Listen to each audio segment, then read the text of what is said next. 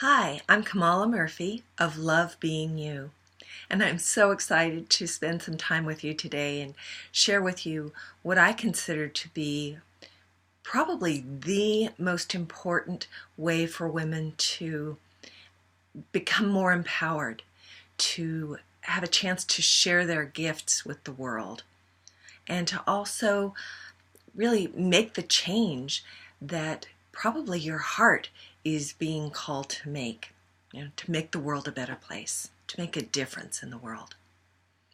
And that practice or tool is self-love.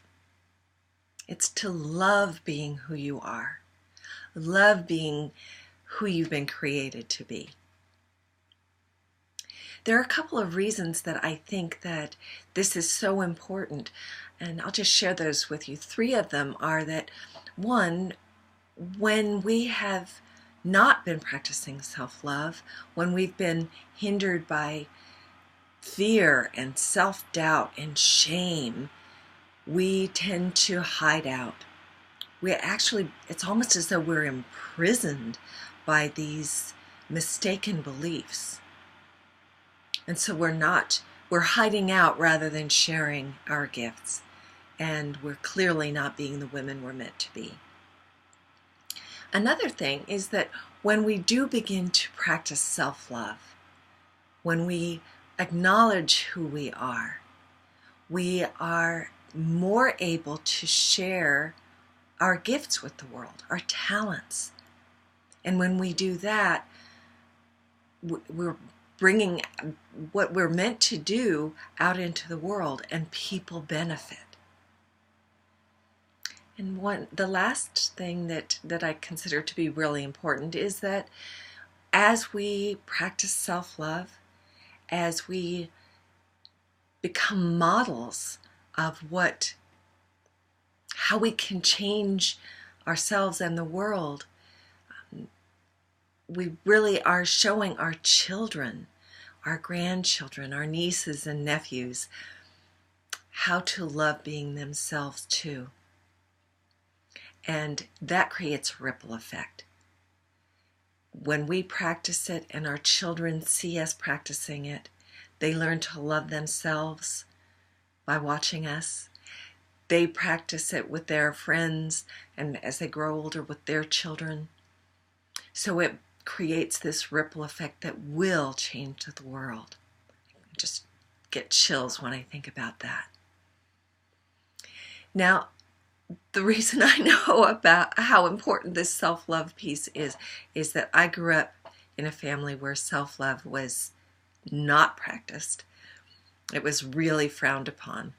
I was told, oh, you don't want to brag on yourself. People don't like people who brag on themselves. People will think you're selfish. It is a selfish thing if you'll be too puffed up. You'll be too big for your britches. And people just don't like that. Instead, let's pick on the things that you don't do well. Let's not get too prideful. Instead, let's focus on what you don't do well. So I spent a good portion of my life focused on all my flaws and wanting to hide because I was so deeply flawed that I didn't want anyone to see. So for years, the fact that I was a healer and I was blessed with the ability to convey love and delight, and those were cut off. So people around me didn't benefit, and I was stuck in the closet hiding out of shame of being such a horrible person. So I know that I'm not alone, that other women and men feel the same way. We're hiding out in our homes and not sharing our potential, not sharing who we've been really created to be, which always reminds me of the poem by Marianne Williamson, or quote, that our deepest fear is not that we are inadequate. Our deepest fear is that we are powerful beyond measure. It's our light that not our darkness that most frightens us. We ask ourselves, who am I to be brilliant, gorgeous, talented, fabulous? Actually, who are you not to be? You are a child of God, and your playing small does not serve the world. There's nothing enlightened about shrinking so that other people won't feel insecure around you.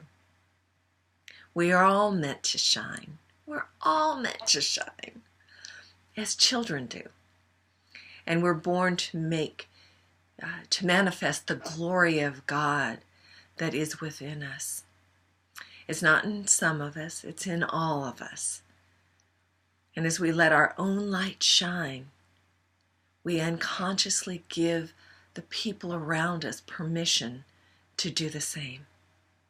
As we are liberated from our own fear, and I'll add shame and self-doubt, our presence automatically liberates others. Isn't that exciting? It's like that's what we're meant to do. We're meant to shine our lights. We're meant to love being who we are so that we can be the light in the world, lighting the next lights and the next lights, and really creating that transformation. Because if you think about it, if one person is expressing love and that spreads, there's just not room for hatred, for racism, for bigotry, for diminishing one another, for backbiting, for judgment. There's just not room. So loving yourself, starting with that, really is going to create this ripple effect that will change the world. In your heart, you probably know that. But that fear of being judged or shamed, it's strong. We're taught, like I shared earlier, we're taught to diminish ourselves, to not really focus on what we do well and our gifts.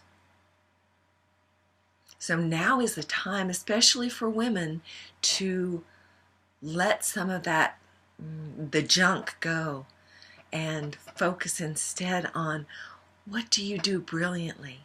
What are your gifts that you are meant to bring to the world? I mean, really, what if your main job in today's world was to get over not being good enough, not feeling good enough, hiding out in your closet instead of sharing your gift? What if you were meant to overcome all of that, empower yourself by loving who you are? Isn't that exciting? That just feels like, what a concept. What a concept. That's your job, to love being who you are, to practice self-love. It feels good. Can you imagine how your world would change? How the lives of your family members would change if everybody started to love themselves a little bit more? And not love in the prideful way, not narcissism, not the selfish kind of love, but I am a glory to God when I am practicing self-love. I am saying, thank you for creating me this way. Thank you for these gifts. Recognizing that, we've all got flaws, but they are not meant to hold us back. What if we can love ourselves despite our flaws and still shine the light in the world? Your light, the light that only you bring. It's like, oh, so exciting. So today, I'm really going to encourage you to find some small ways, perhaps, that you can love yourself. Maybe it's just placing your hands on your heart, taking a breath and saying, I love you. Maybe you start with something that you recognize that is special about you, is unique about you. Maybe it's something that's maybe tiny. Maybe you like your hair. Maybe you like your eyes. Maybe you know that you are compassionate. Maybe you can delight in your relationship with the divine. Or maybe it's something that's a little bolder. Maybe it's going out and dancing in the middle of the park. Maybe it's swinging from a swing. Maybe it's just doing something that delights you, and you can lift a prayer to the divine saying, thank you. Thank you for creating me this way. So I hope you can find some small, or maybe it's a large way. If it's a large way, woohoo, even better. But finding a way to practice self-love today. And seeing and maybe keep up the practice, or maybe expanding it day by day, and really noticing how you begin to feel. What kinds of reactions you get from loving family members. The critical ones, we kind of, let's let those judgments slide off our back, because when we love being ourselves, what other people think of us will matter less and less. So allowing yourself to feel the freedom, the expansion, the empowerment of loving who you are, loving those fine qualities that you carry. So have a blessed day. Thank you for spending this time with me. Lots of love to you, and all the best. Love yourself. Thank you. Have a great day.